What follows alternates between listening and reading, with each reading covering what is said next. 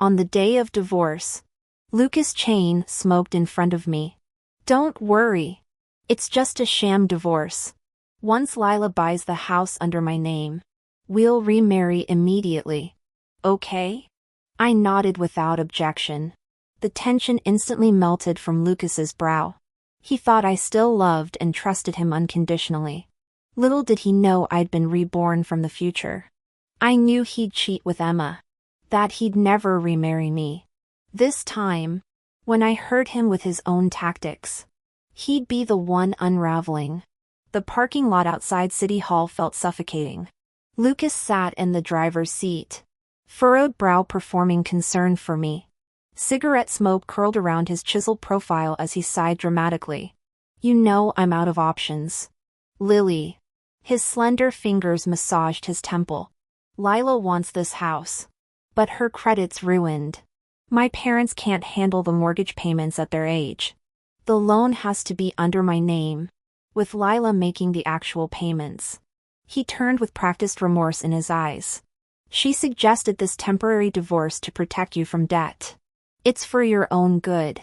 Last life, I'd fallen for this charade. Now I laughed bitterly. She's protecting her own investment, not me. The air turned glacial. Lucas froze mid-drag, ash crumbling on his designer slacks unnoticed. He stared like I'd grown horns. Our sisterly bond with Lila had been neighborhood legend. My accusation shattered that fiction. After a prolonged silence, he flicked the cigarette out the window. Don't be disgusting, Lily. Lila would never scheme like that. Oh, but she did. Last time, I'd signed those divorce papers like a lovesick fool. When Lila's house closed, I'd begged Lucas to remarry. He'd hugged me, whispering, let's wait until the mortgage clears. Lil, we'll have a proper ceremony. Trapped in his waiting game, I'd withered until the ultimate betrayal. Not with some stranger. With Emma, my stepsister who'd shared my childhood bed. The affair exploded 3 months post-divorce. During our convincing the family charade, as we drove to visit Dad and stepmom, I dropped my phone. Reaching under the passenger seat, my fingers closed around sheer black fabric. Fishnet stockings. The kind I never wore. My fingers trembled as I held the sheer pantyhose before Lucas's eyes. Lucas. My voice shook uncontrollably. What is this? His pupils constricted the moment his gaze flickered toward the garment. For a split second, I glimpsed panic I'd never seen in him before, a crack in his usual composure that vanished as quickly as it appeared. Lily, have you lost your mind? His deafening roar made me flinch as the car swerved violently. I'm driving. Are you trying to kill us both with your hysterics? I clawed at the seatbelt, my heart pounding in my throat as the world tilted outside the windshield. When the car stabilized, cold clarity seeped through my panic.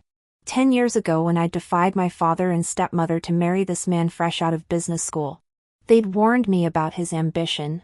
Now that Lucas had become the rising star at his firm, I couldn't let them see cracks in our picture-perfect marriage.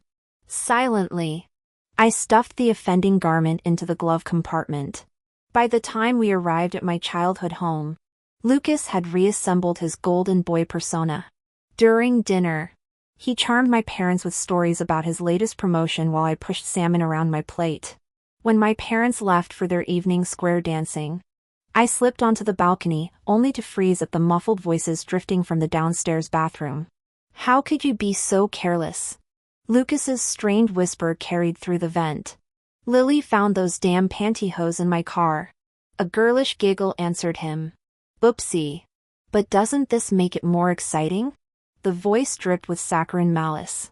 My dear sister still thinks you'll remarry her. She has no idea her perfect husband's been fucking her baby sister for months. Ice flooded my veins as Emma's laughter coiled around me like poison ivy.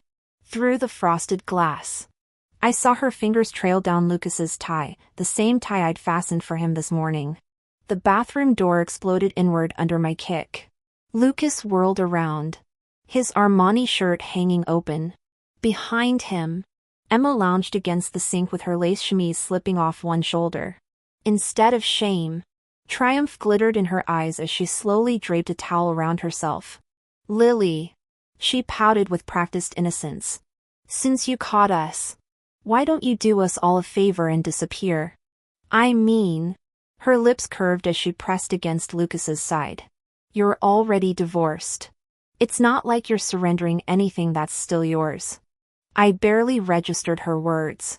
My entire being focused on the man who'd once vowed to love me forever, now calmly removing the suit jacket I'd saved 3 paychecks to buy him. "Guess this saves me the trouble of explanations." Lucas shrugged, tossing the jacket into the sink where Emma's red lipstick smear bloomed across the lapel like a bloodstain. "We both know you'll never expose this. Can you really stomach letting your parents see their precious daughter become a twice-divorced failure?" The bathroom light glinted off his wedding band, the one he'd insisted we both keep after the divorce. As Emma's manicured fingers crept possessively around his bicep, I finally understood why he'd fought so hard to maintain our facade. We weren't exes clinging to nostalgia. We were his alibi. I once thought Lucas was the most perfect man in the world when wearing that suit. But now, he gently draped the suit I bought over Emma's shoulders as if shielding his beloved from my gaze. After this gesture, he tried to leave with Emma without sparing me another glance. I grabbed Lucas's arm desperately. "Lucas! Where do you think you're going? Explain yourself." He finally stopped, his decade-familiar face shedding its last pretense of guilt. "Stop making scenes, Lily. This is your parents' house. My house." My vision blurred with tears as I pointed at him, voice breaking. "How could you do this to me? I'm calling Lila. Let your precious sister see what her admirable brother truly is." The call connected instantly, but instead of support, Lila's icy words pierced through. "Sis, men having affairs is normal. As long as he comes home, just look the other way. Making scenes helps nobody." My hands shook. "You knew. Your whole damn Smith family conspired to fool me. That woman is my sister Emma. They're screwing under my parents' roof." Lila's tone turned sharp. "Lily, you divorced Lucas. He's single now. Where's the affair?" The line went dead before I could retort.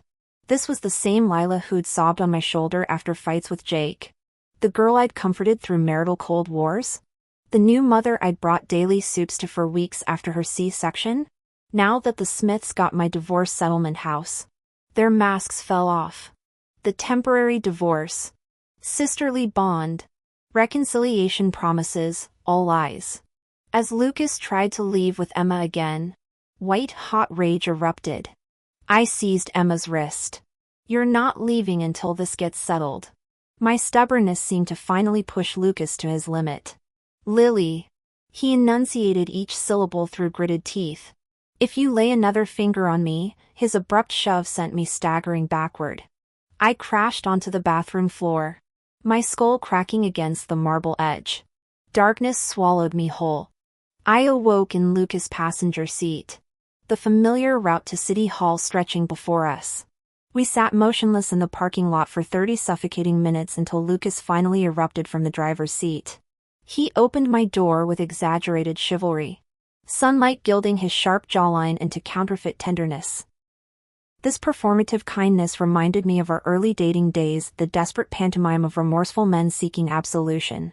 The sham divorce agreement glared at me from the municipal office desk. Black ink declared, "Lily forfeits all marital assets." Lucas' prenuptial property remained his. Our joint accounts would be severed. Yet his thriving company still listed me as legal figurehead for accounting convenience and your peace of mind. He'd crooned. My fingernails dug into the cold document. "Sign it, sweetheart." Lucas' arm draped around my shoulders, his breath warm against my ear. "We'll remarry after Lila's property closes. Just 30 days. His endearments slithered like smoke, identical to our last life when I'd mistaken manipulation for devotion. I scrawled my signature with theatrical flourish, the pen shrieking across paper. 30 days was perfect, ample time to make Lucas and Emma taste their own poison. He patted my hand like rewarding an obedient golden retriever, that condescending gesture mirroring his previous betrayal. I took a cab to my childhood home after the paperwork, collapsing onto the dusty parlor sofa. The ceiling cracks blurred until my stepmother's shrill lunch summons pierced the fog, pushing food around my plate.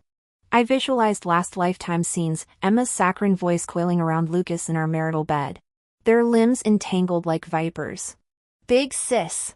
the honeyed cry announced Emma's entrance. There she stood, Emma in buttercup yellow cotton. Innocence incarnate, the living embodiment of every wound I'd carried to my grave. When I stopped responding to her as eagerly as before, she walked over and casually pulled out the chair across from me. Concern filled her eyes as she studied my face. "You look awful. Did you fight with Lucas?" My heart plummeted. In my previous life, I'd immediately told my family about the paper divorce after leaving City Hall. They'd taken turns comforting me, insisting we'd remarry eventually. This time, I'd kept silent, yet Emma had brought it up herself.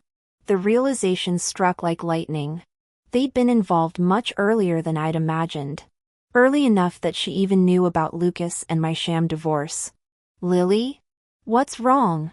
Grace entered carrying a fruit platter, her brow furrowed with genuine worry. She'd married my father when I was young, treating me as her own child since my biological mother's death. I'd always called her Mom. Meeting her anxious gaze, dark suspicions unfurled in my chest. Did she know her biological daughter was sleeping with my husband? They say stepmothers turn fathers against their children. Did Dad know about Emma and Lucas too? Of course. How else would Emma dare commit such betrayal without their silent approval? I was the only fool in this twisted family drama. Rage coiled through me like poisonous vines. Yet I forced a serene smile.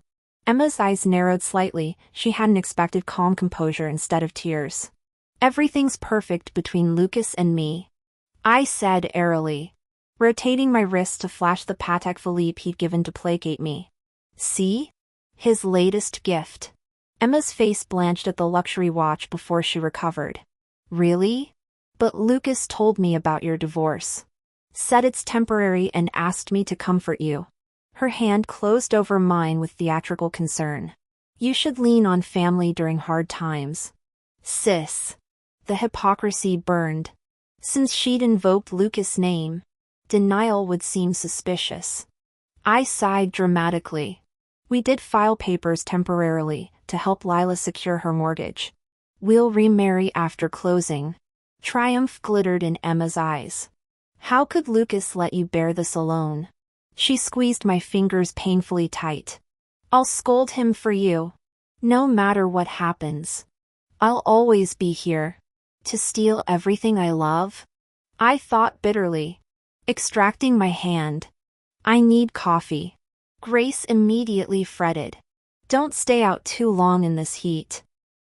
"I'll keep lunch warm." Nodding, I moved toward the foyer. As I bent to slip on shoes, muffled giggles erupted from the living room, Emma's poorly contained delight. "Mom, did you hear that?" She admitted it herself. She actually believed the sham divorce. My stepmother's wary voice followed. "Keep your voice down. Your sister hasn't gone far yet. What if she hears? She's too naive anyway." "Mom, my chance is finally here." I stood downstairs staring up at our apartment window, bitterness rising in my throat. That place used to be my proud four-member family. Now it was a slaughterhouse. The stinging pain gradually crystallized into cold clarity as I suddenly remembered something.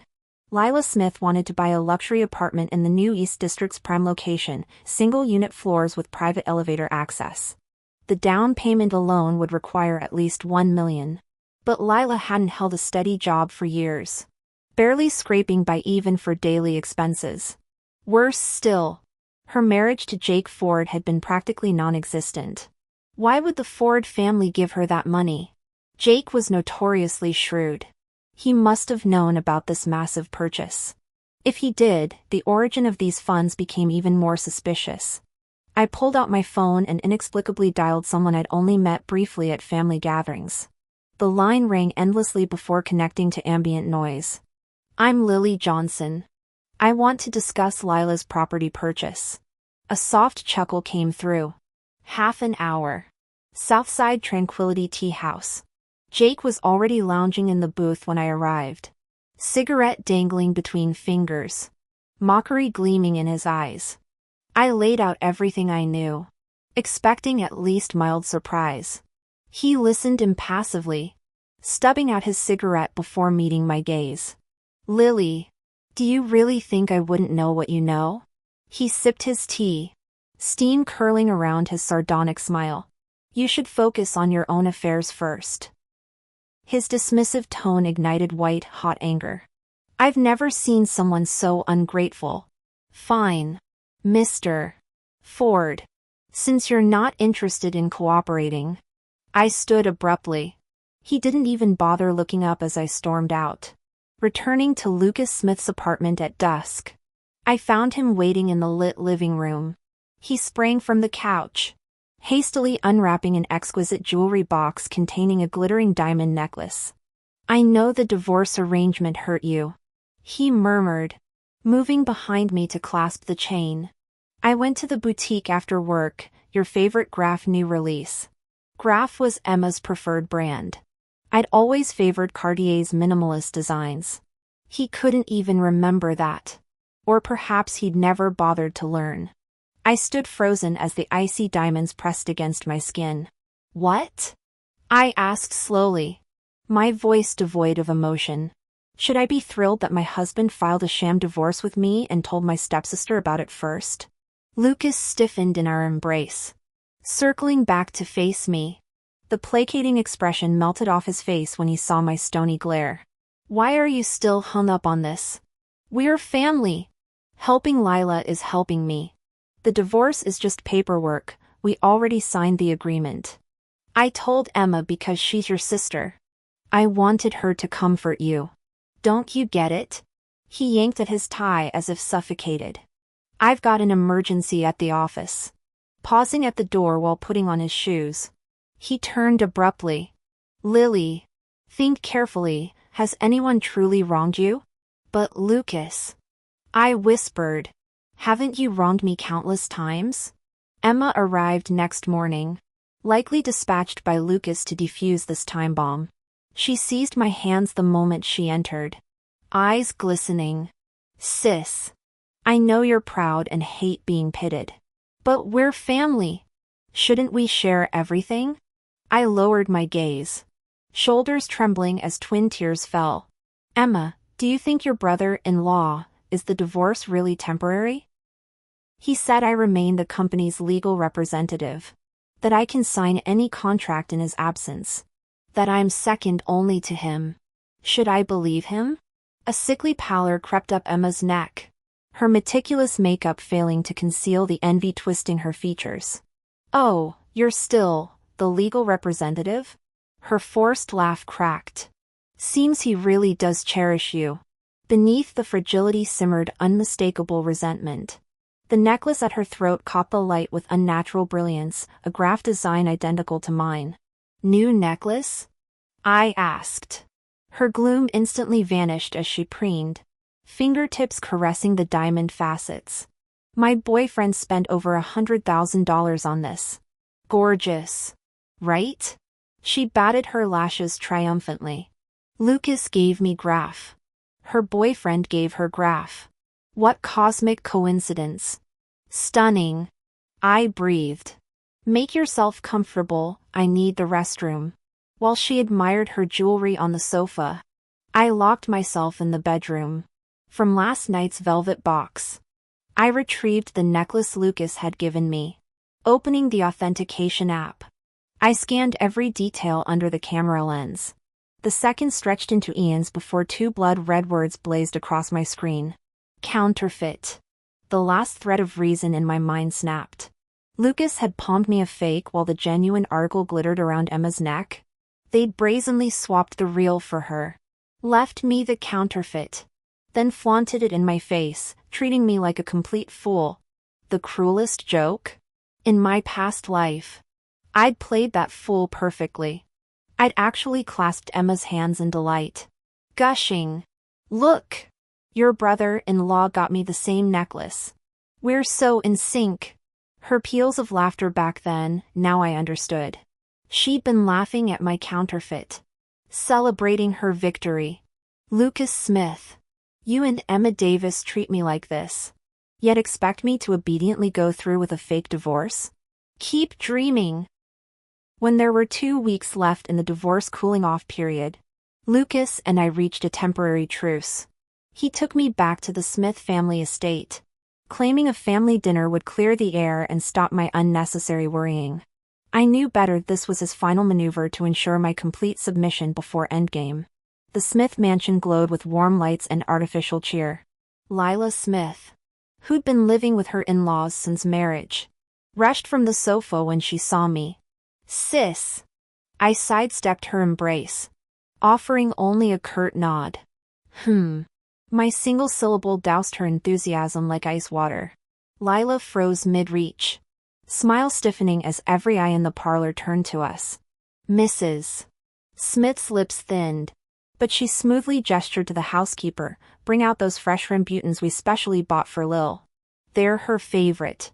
Last life. Such petty kindnesses had melted me to grateful tears. Now I didn't even glance at the fruit. No need. Aunt. I've lost my taste for sweets. The honorific made Mrs. Smith's smile crack.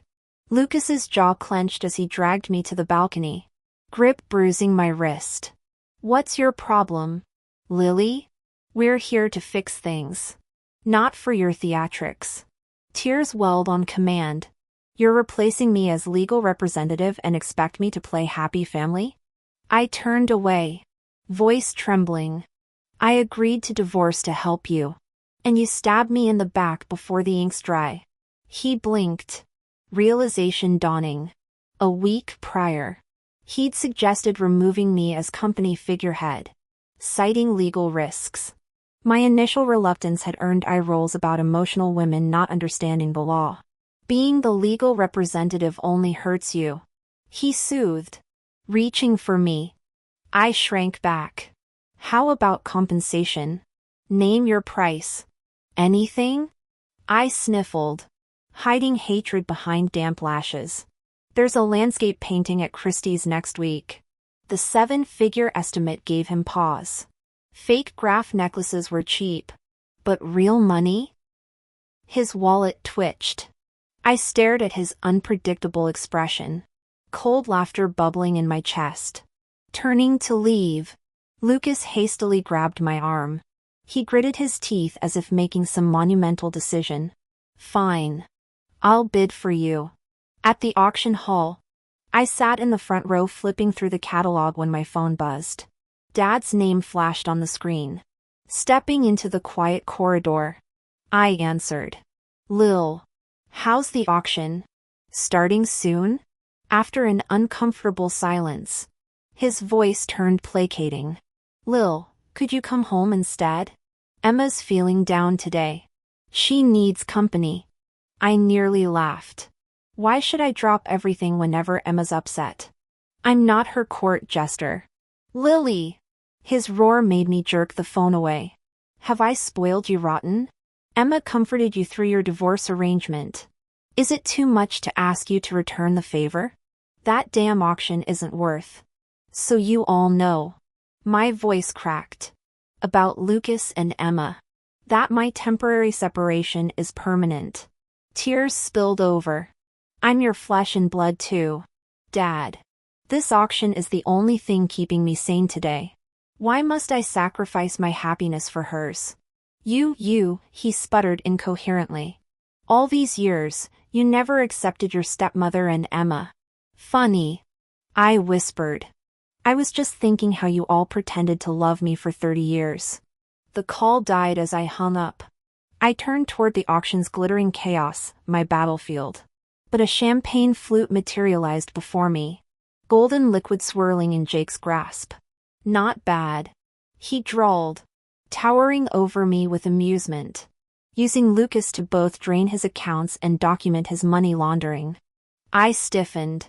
Since you declined to collaborate, Mr. Ford, I improvise. His laughter warmed my ear as he leaned closer. Let me assist. Before I could react, violent momentum yanked me backward. Lucas shoved between us, snarling, "Stay away from my wife." Jake straightened, swirling his drink.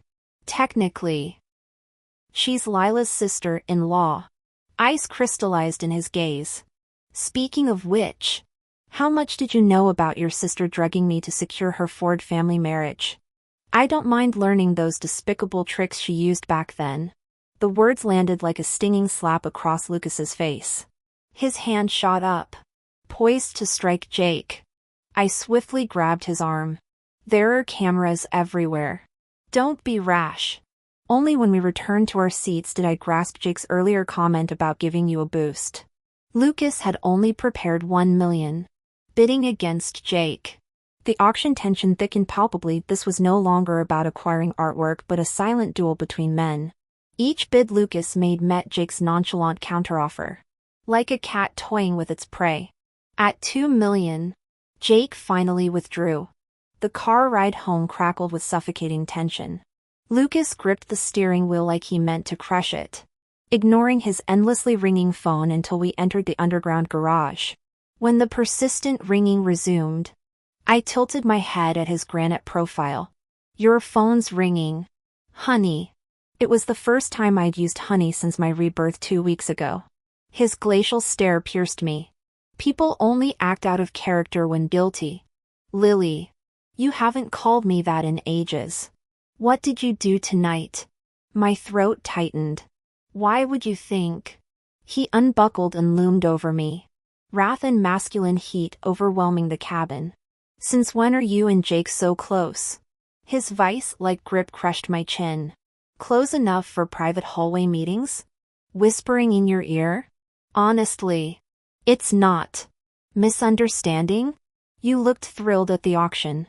He swept me into his arms despite my protests, my struggles only fueling his frenzy. As he carried me toward the bedroom, his vibrating phone on the nightstand went ignored before being silenced. Later, curled against his chest during the afterglow, I calmly asked, "When are we filing divorce papers?" His cigarette hand twitched.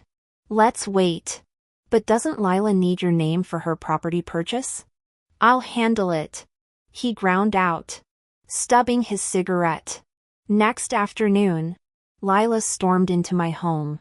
What did you tell my brother? Yawning against the doorframe, I countered.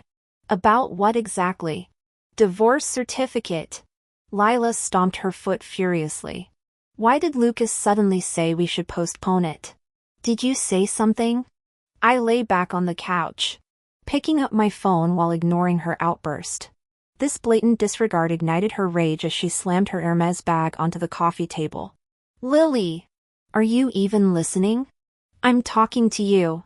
Setting down my phone, I met her gaze calmly. I already told you. He'll explain everything himself. If Lucas would talk, would I be here? Her voice rose shrilly. What witchcraft did you perform to make him back out of getting married? I tilted my head with feigned innocence. How would I know? Unlike you, I don't make accusations every time something goes wrong. Do I owe you from past life or something? Lila gaped wordlessly, clutching her bag like defeated poultry before storming out. I thought you'd make decent sister-in-law material. She spat.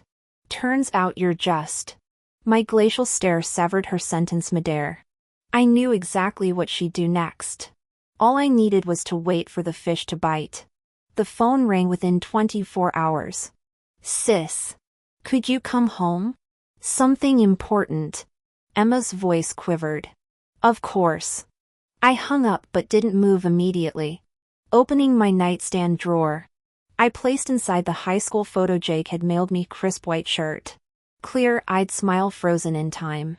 A perfect snare. I timed my arrival to Lucas's usual homecoming. As expected, Dad and stepmother were absent. Sis, you're here. Emma greeted, tossing my purse on the entryway cabinet. I corrected icily, I'm home. Not visiting. Remember that. Her smile faltered momentarily before she pulled me to the couch, eyes welling up. It's about. I think Lucas is cheating. She produced blurry photos of him entering malls with unidentified women. How's the divorce proceeding? Maybe you should really. I gasped dramatically. We're calling it off. He says he still loves me. The air crystallized. What? Emma's face drained of color. But the house purchase for his sister. His decision. I shrugged. Says he won't risk losing me. He's lying. Her composure cracked, voice turning venomous. You're being naive. I watched coldly as her mask slipped completely, knowing the trap had sprung. The photo in my drawer would find its way to Lucas's hands by morning. The image of Jake's youthful smile about to unravel decades-old secrets. She picked up her phone, opened WeChat, and shoved the screen in my face. Look at this. The screen displayed her chat history with Lucas, along with glaring screenshots of money transfers. 5,200. 5,200. Another 5,200. Transaction after transaction, each lovingly labeled Emma's bag fund or Emma's allowance. Though Lucas earned that money, legally it was our marital joint property. My mind exploded with white noise. I remembered vividly on Valentine's Day. Lucas had sent me 1,314. I'd felt so cherished then, even screenshotting it to our family chat. What a cruel joke. In my past life, I'd basked in his affection like a fool, never questioning anything. I thought his financial provisions for me were generous, never imagining he gave Emma more. Adjusting my collar, I ensured the hidden camera pinned there captured every twitch of Emma's smug expression and every damning transaction record. Evidence secured. Snatching my bag from the entryway, I stormed out. Emma's muffled laughter followed me. Inside my car, my grief-stricken expression hardened into glacial detachment. The steering wheel creaked under my grip. Lily, stay calm. I whispered. The real show's just beginning. His call came right on schedule. Where are you? The house is empty. I went to replace my bank card. I stammered, layering tears into my voice. But then I remembered, maybe it's in our nightstand? Could you check? I'm coming home now. Fine. The single word hung heavy before the line died. I could already taste his rage. He'd find more than a bank card. Night had swallowed the mansion whole when I returned. The floor-to-ceiling windows stared like obsidian eyes. Before I could flip a light switch, an iron grip yanked me against the door. The stench of alcohol hit first. Lucas loomed in darkness. A feral beast. Since when do you hide other men's photos? Lily? I met his bloodshot stare silently. My silence detonated him. Answer me. He ripped at my coat. My struggles only fueled his frenzy. You're my wife. I'll do whatever I want. My fingers found the phone in my bag. Muscle memory dialed 911 as fabric tore. When flashlights pierced the darkness, I sat trembling in shredded clothes. The beams illuminated Lucas' contorted rage and the tear tracks glistening on my cheeks. The moment it happened, I cried my eyes out. The tears were real. The fear was genuine. But more than anything, I felt the exhilaration of my plan succeeding. A police officer strode forward and roughly kicked Lucas away before he could react. Sir, even within marriage, coercing a woman is illegal. The scandal of Lucas forcing me during our marriage blew up. His company was in its growth phase, and further escalation could ruin his career. His parents came begging me to issue a statement, which I refused. Meanwhile, Jake wasn't as patient. He sent 4 burly men in black to dump financial records showing Lila had embezzled $200,000 using her status as Mrs. Smith. Then threw down divorce papers. You'll leave with nothing. and I get full custody. To prevent the Smiths from interfering, Jake called Lucas's father. Lucas auctioned a painting for $200,000 last week. Coincidentally, I know the gallery owner quite well. That transaction might not hold up under scrutiny. Care to test how long your son lasts in prison? Old Mr. Smith sneered. Money laundering? The legal representative is Lily. Not my son. Jake sighed. He changed the registered agent days ago. To Emma. I believe. The Smiths didn't care. Emma's fate meant nothing to them.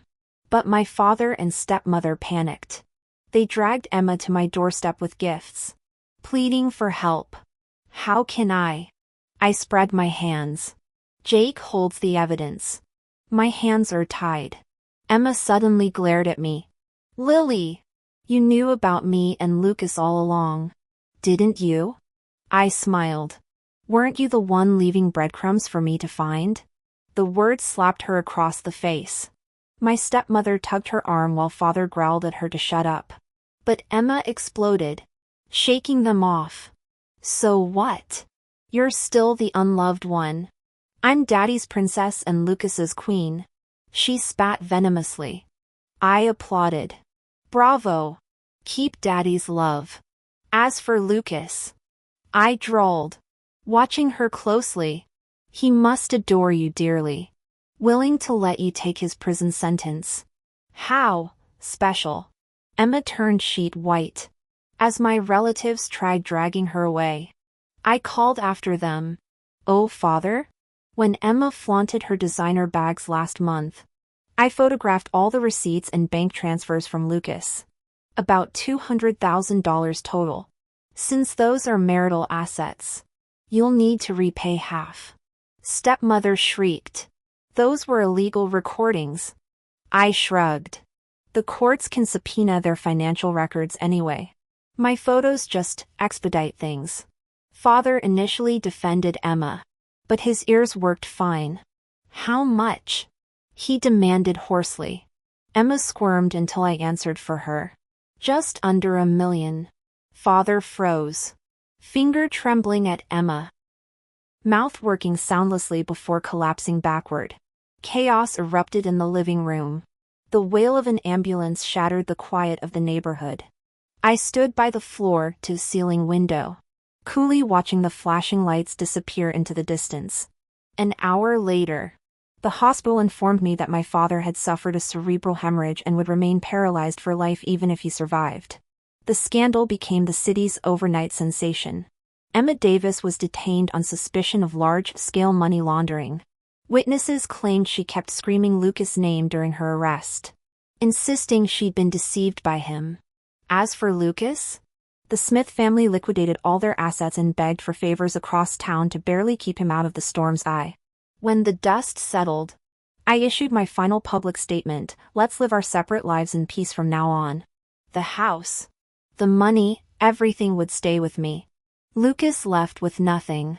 His painstakingly built company rapidly became an empty shell. Meanwhile, I packed my bags to leave the city forever. On my departure day, the sky stretched vast and cloudless. I'd just checked my luggage when I turned to see Lucas standing there, sunken eyes, unshaven jaw, his expensive shirt wrinkled beyond recognition. All traces of his former arrogance had vanished. God knows how he'd tracked my flight, but he stared at me like a cornered animal before collapsing to his knees in the crowded airport. Lil. I was wrong. He clutched my suitcase handle, tears and snot streaming down his face. That bitch Emma seduced me. I've always loved you. Why else would I delay our divorce? Why make her company CEO? His words turned my stomach. Even now, he tried dressing up his cowardice as unrequited love. Your love? I crouched to meet his gaze. Your love is only fit to be fed to dogs. I dialed 911 in front of everyone. Police swiftly arrived to drag the babbling man away. Without looking back, I strode toward security.